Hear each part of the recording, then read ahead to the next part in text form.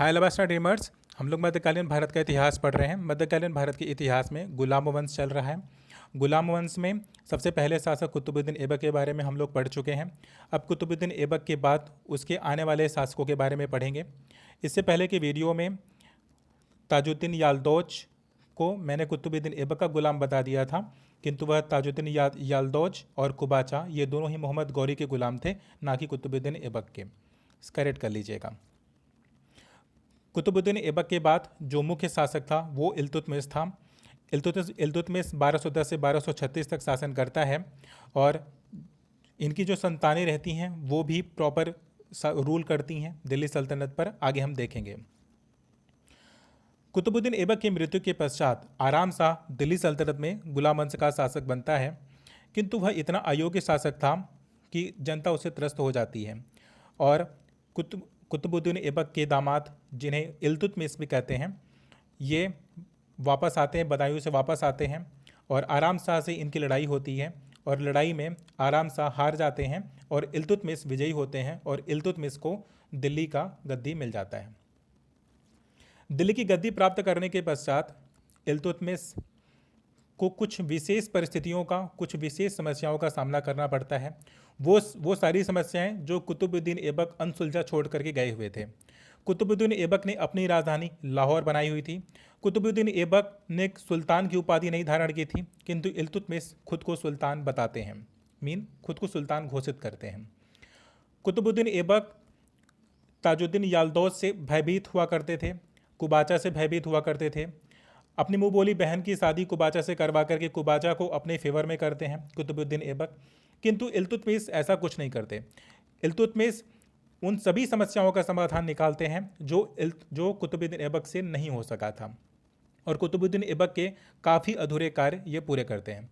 जब सबसे पहले इल्तुतमिश दिल्ली की गद्दी पर बैठता है तो उसके सामने कुतुबुद्दीन ऐबक के समय के प्रतिद्वंदी या मोहम्मद गौरी के अन्य गुलाम, जो दिल्ली को गजनी का हिस्सा मानते थे, क्योंकि गजनी में उस वक्त ताजुद्दीन यालदौज शासन करता था। उसकी मान्यता यह थी, वह दिल्ली को गजनी का ही एक विस्तार, एक शाखा मानता था, इसलिए दिल्ली के शासक को शासक मानता ही नहीं था। और इस प्रकार से अगर वो दिल्ली के शासक को शासक नहीं मानता तो फिर तो इल्तुतमिश को भी वह सुल्तान मानने से इनकार कर देता है। किंतु एक घटना घटती है। ख्वारिज्म के शासक, जिसके ऊपर मोहम्मद गौरी ने चढ़ाई की थी और मोहम्मद गौरी परास्त होकर के भाग खड़ा होता है, वापस आता है दिल्ली, उसी के शासक ने, ख्वारिज्म के शासक ने गजनी पर चढ़ाई कर देता है। ख्वारिज्म के शासक ने गजनी पर चढ़ाई करके ताजुद्दीन यालदौज को वहाँ से विस्थापित करता है और गजनी पर अधिकार कर लेता है।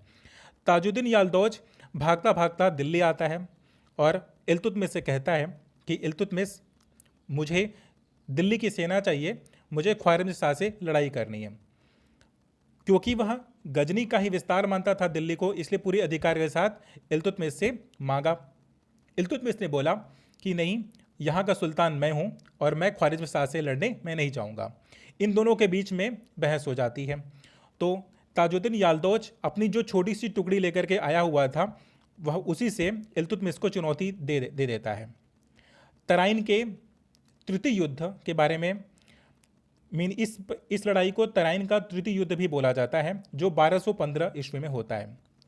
इल्तुतमिश को एक अवसर प्राप्त हुआ ये ख्वारिज्म शाह के कारण, क्योंकि एक तो ताजुद्दीन यालदौज एक छोटी सी सेना के साथ खड़ा है और ऊपर से चुनौती भी दे रहा है, तो इतिहास में उसे सुल्तान अपने पद की गरिमा को प्रमाणित करने का एक अच्छा अवसर प्राप्त होता है और अपने एक मूल दुश्मन, जो कि उसके मालिक और उसके मालिक के मालिक का भी वो दुश्मन ही तो था, ताजुद्दीन यालदौज ने मोहम्मद गौरी को धोखा दिया था।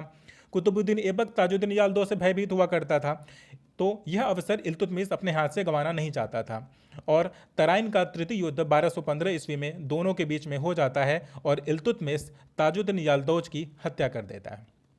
और 1215 में इल्तुतमिश का एक कंटक तो चला गया।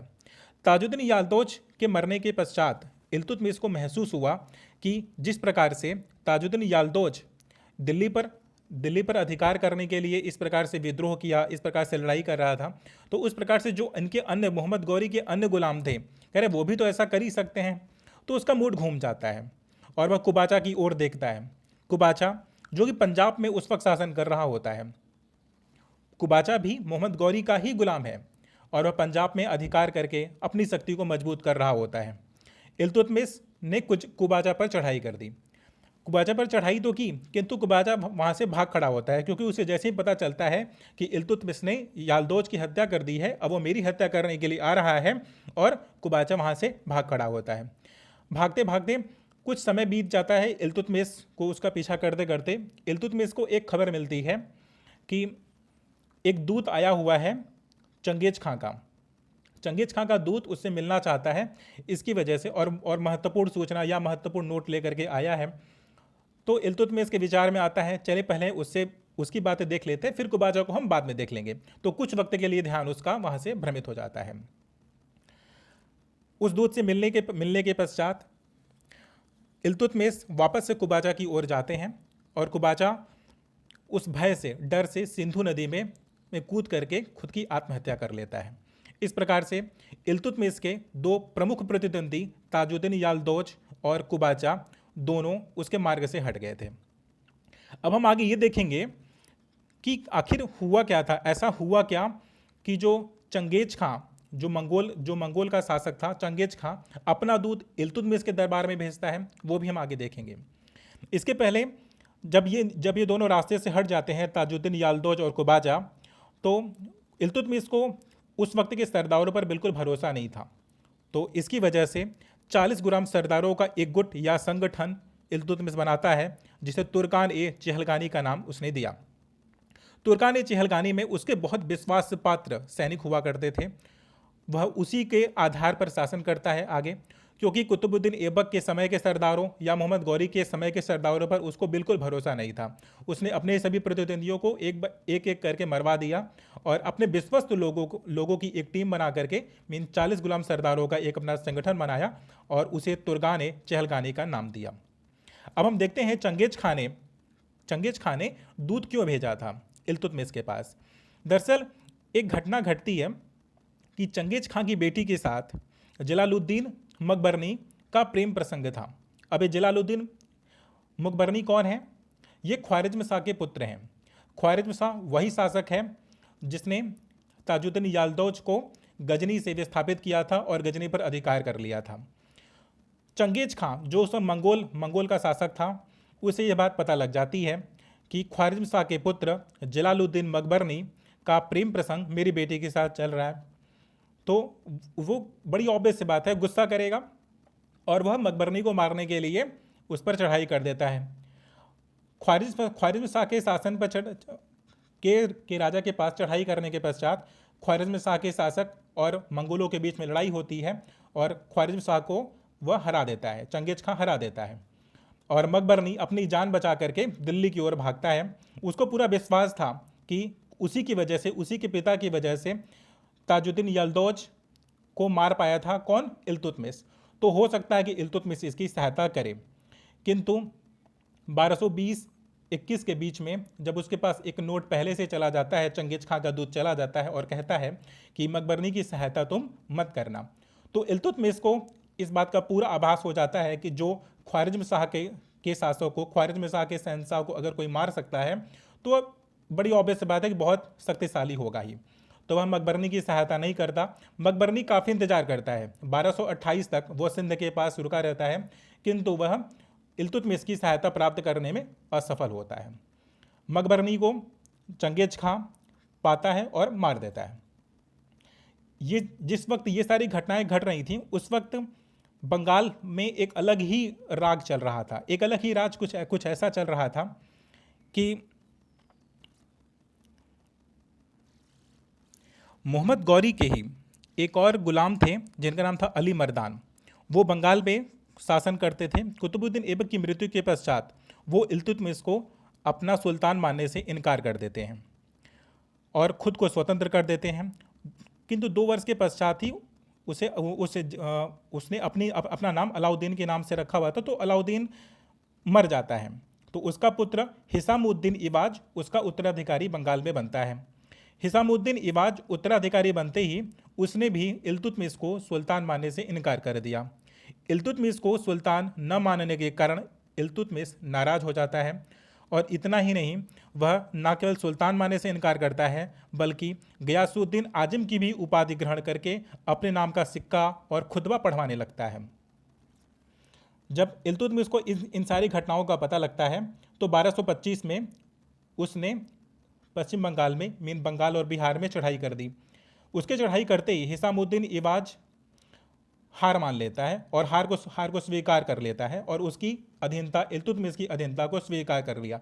किंतु जैसे ही इल्तुतमिश वापस चलता है, अपनी दिल्ली की ओर जाता है, तुरंत वह अपना मूड फिर से बदल लेता है और फिर से वह विद्रोह कर देता है। तो इल्तुतमिश के पुत्र इस बार नसीरुद्दीन महमूद ने 1226 में फिर से आक्रमण किया और उसे परास्त कर दिया। इस प्रकार से 1226 तक नासिरुद्दीन महमूद, जो कि इल्तुतमिश के पुत्र थे, बंगाल पर अधिकार कर लेते हैं। किंतु इसी के बीच बहुत बगल का एक सूबेदार था, इख्तियारुद्दीन बल्का खलजी। इसके और इन दोनों पुत्रों, इल्तुतमिश के पुत्रों के बीच में लड़ाई होती है और इल्तुतमिश का पुत्र उसमें 1229 में मारा जाता है। जब ये सारी घटनाएं घटती हैं तो इल्तुतमिश को बहुत बुरा लगता है, बहुत शोक में चला जाता है और 1230 ईस्वी में उसने वापस से चढ़ाई कर दी। किस पे? बंगाल पे। बंगाल पे चढ़ाई करके उसने अपने पुत्र के वियोग का बदला लिया, प्रतिशोध लिया और बल्का खलजी की गर्दन उड़ा दी। ये सारी घटनाएं घटती हैं। उसके पश्चात 1231 में इल्तुतमिश जब वापस लौट रहा था बंगाल से, तो मध्य प्रदेश में एक ग्वालियर का किला पड़ता है। तो वह वहाँ के शासक मंगलदेव को पराजित किया और ग्वालियर के किले पर अधिकार कर लिया। आगे उसका विजय अभियान निरंतर आगे बढ़ता रहा और 1234-35 में उज्जैन एवं भिलसा के विरुद्ध भी उसका अभियान सफल रहता है। इल्तुतमिश ने अन्य राजाओं के खिलाफ भी बहुत सफलतापूर्वक अभियान किए और उसे जीता भी। 1229 में उसे बगदाद के खलीफा से खिलत का प्रमाण पत्र प्राप्त होता है। खलीफा से, बगदाद के खलीफा का प्रमाण पत्र प्राप्त करने वाला इल्तुतमिश पहला शासक है इस गुलाम वंश में। इल्तुतमिश की पुष्टि उसने सारे क्षेत्रों में कर दी जो उसने जीते थे। साथ ही खलीफा ने उसे सुल्तान ए आजम या महान शासक की भी उपाधि प्रदान कर दी। प्रमाण पत्र प्राप्त करने से इल्तुतमिश को वैध सुल्तान का ही तो लाभ प्राप्त होता ही है, उसके साथ साथ अपने वंशजों को सुल्तान बनाने का उसे एक अधिकार प्राप्त हो जाता है। वह वंशानुगत बनाने, अपने पुत्रों को वंशानुगत सुल्तान बनाने का उसे एक अधिकार प्राप्त हो जाता है। इन सभी के पश्चात इल्तुतमिश पहला तुर्क ऐसा सुल्तान था जिसने शुद्ध अरबी के सिक्के चलवाए। उसने सल्तनत कालीन 2 महत्वपूर्ण सिक्के, चांदी का टका जिसका वजन 175 ग्रेन के आसपास था और तांबे का जीतल चलवाया। इल्तुतमिश ने सिक्कों पर टकसाल के नाम अंकित करवाने की परंपरा को आरंभ किया। सिक्कों पर इल्तुतमिश ने अपना उल्लेख खलीफा के प्रतिनिधि के रूप में किया है, क्योंकि केवल उसी को 1229 में खलीफा से प्रमाण पत्र प्राप्त होता है। इवन जब वो ग्वालियर की विजय कर लेता है तो उसने अपने सिक्कों पर कुछ और गौरवपूर्ण शब्दों को और अंकित करवाता है, जैसे शक्तिशाली सुल्तान हूँ मैं, साम्राज्य व धर्म का सूर्य हूँ मैं, धर्मनिष्ठों के नायक का सहायक हूँ मैं। इस प्रकार के शब्दों का प्रयोग और इस प्रकार की चीज़ें वह उन सिक्कों पर अंकित करवाता है और इक्ता व्यवस्था का प्रचलन करता है। और राजधानी को, जो कुतुबुद्दीन ऐबक के समय में लाहौर में हुआ करती थी, उसे वह दिल्ली स्थानांतरित कर देता है। कुतुबुद्दीन ऐबक के अधूरे कार्यों को पूरा करने का श्रेय भी इल्तुतमिश को जाता है। इसीलिए दिल्ली सल्तनत में गुलाम वंश का वास्तविक संस्थापक इल्तुतमिश को भी बोला जाता है। इल्तुतमिश ने कुतुबुद्दीन ऐबक के निर्माण कार्य कुतुब मीनार को पूरा करवाया, जो कि केवल उसने नींव डाली थी, इसने पूरा करवाया। भारत में संभवतः पहला मकबरा निर्मित करवाने का श्रेय भी इल्तुतमिश को दिया जाता है। जो पहला मकबरा बनवाया था वह अपने पुत्र की याद में, नासिरुद्दीन महमूद की याद में पहला मकबरा इल्तुतमिश ने बनवाया था। इल्तुतमिश ने बदायूं की जामा मस्जिद व नागौर में अतारकिन के दरवाजे का भी निर्माण करवाया। इल्तुतमिश के इसी दरवाजे की कॉपी, बुलंद दरवाजा जो अकबर बनवाते हैं, इसी अतारकिन के दरवाजे की कॉपी है। उसने दिल्ली में एक विद्यालय की भी स्थापना करवाई और इल्तुतमिश का मकबरा, जो कि दिल्ली में स्थित है, वह एक कक्षीय मकबरा है। इल्तुतमिश अपने शासनकाल में हर जगह तो विजयी रहता है, किंतु आखिरी अभियान, जिसे बामियान का अभियान भी कहा जाता है, कि आक्रमण करने के लिए जाते समय मार्ग में इल्तुतमिश को बीमारी लग जाती है, वह बीमार हो जाता है, वह अस्वस्थ हो जाता है। इसके बाद इल्तुतमिश की बीमारी बढ़ती ही जाती है और 30 अप्रैल 1236 में उसकी मृत्यु हो जाती है।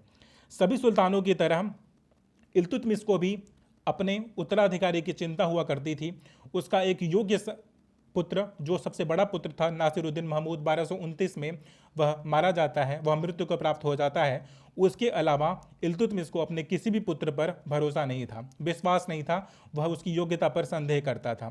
किंतु उसे अपनी पुत्री पर भरोसा था, जो उसकी पुत्री रजिया सुल्तान, यह इल्तुतमिश की पुत्री थी और भारत की पहली मुस्लिम शासिका भी थी।